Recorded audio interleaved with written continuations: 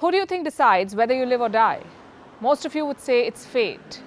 But in our world, a pandemic-ridden world, it's Big Pharma, a bunch of companies that make vaccines and medicines. They decide who lives and who dies.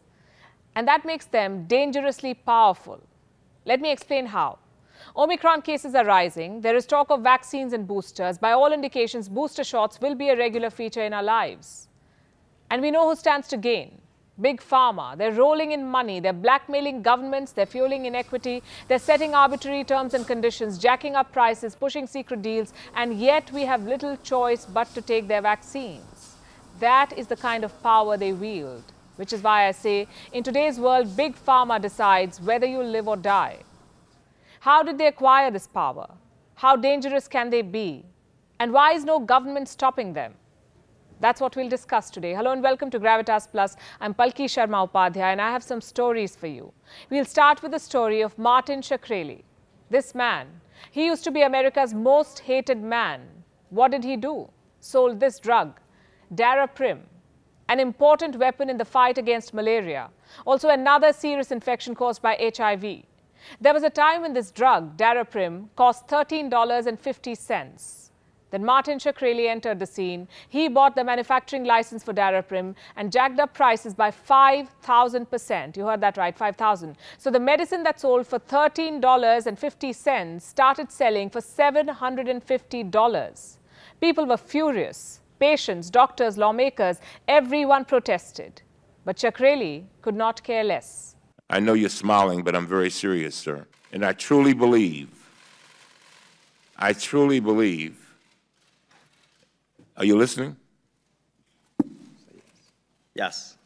Eventually, the law prevailed. Shkreli was convicted for securities fraud, sent to 7 years in jail. Recently, he paid $40 million to settle allegations of price gouging. And this is a man who did not even make drugs for a living. He managed a hedge fund. When asked about the price gouging, he said, "I would have raised the prices higher and made more profits." Now, you have to understand where he comes from. As a hedge fund manager, his primary duty was to make money for his investors. Shkreli was driven by profit. He represented a system that puts profits above lives, a system that wants to make money off illnesses, and a system that influences everyone. I'm talking about Big Pharma.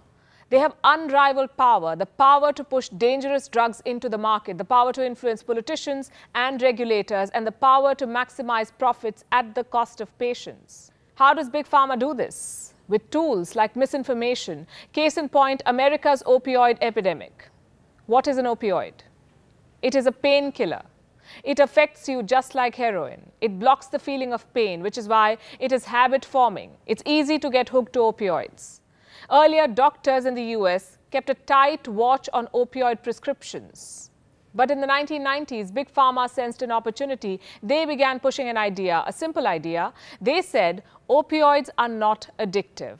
Big Pharma sent sales representatives to doctors across the US. Their mission was quite simple: convince doctors, make them prescribe heavier doses of opioids. The masters of this art were Purdue Pharma. Their opioid drug was called OxyContin. Purdue claimed OxyContin did not cause addiction. It was a lie. Purdue never held a trial to prove OxyContin was less addictive, and doctors did not bother to check.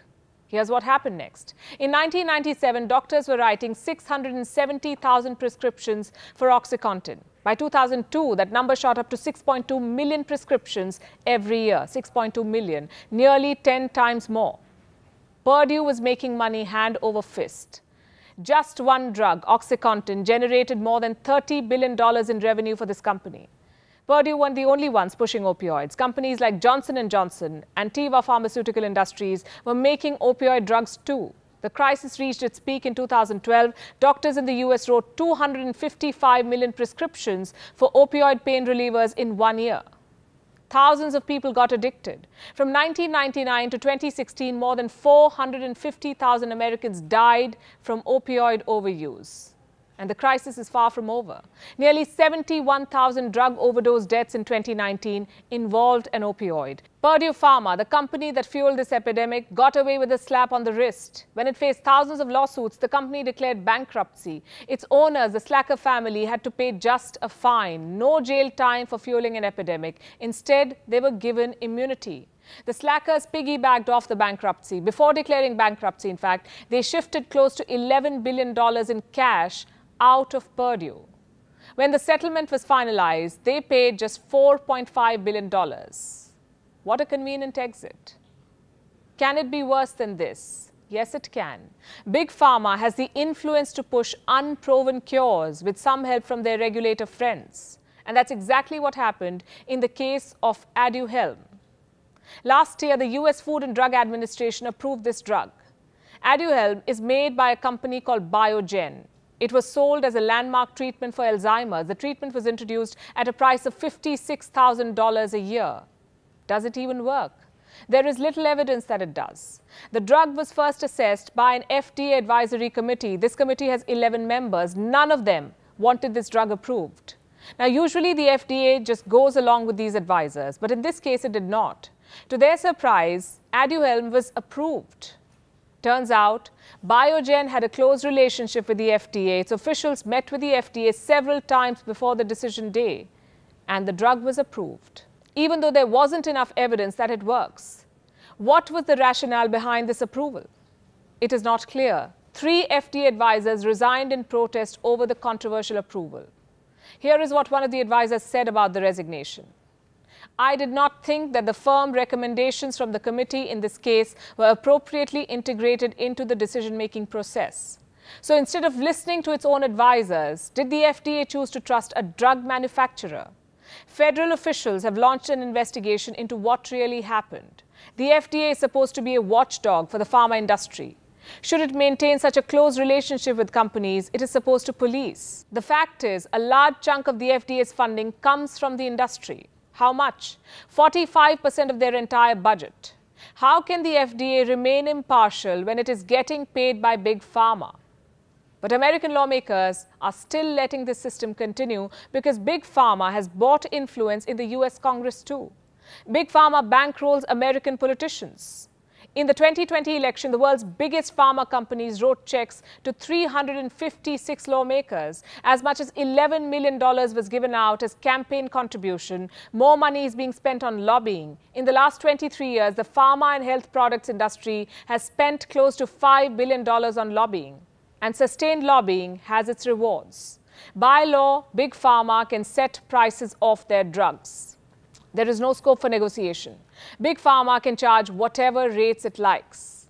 What happens when some lawmakers try to break this monopoly? Big Pharma strikes back. Look at this. Politicians say they want to negotiate medicine prices in Medicare. But make no mistake, what politicians mean is that they'll decide which medicines you can and can't get. Call Congress. Tell them not to play doctor with your medicine. Paid for by pharma. Keep the competition out, set the prices of your product, influence policymakers, and hire an army of lawyers and lobbyists to fight back any challenge. There is only one business that closely resembles this description: drug cartels. Drug companies and drug suppliers are operating by a dictionary definition of a cartel. There is no other way to describe them. Big Pharma is the new drug mafia.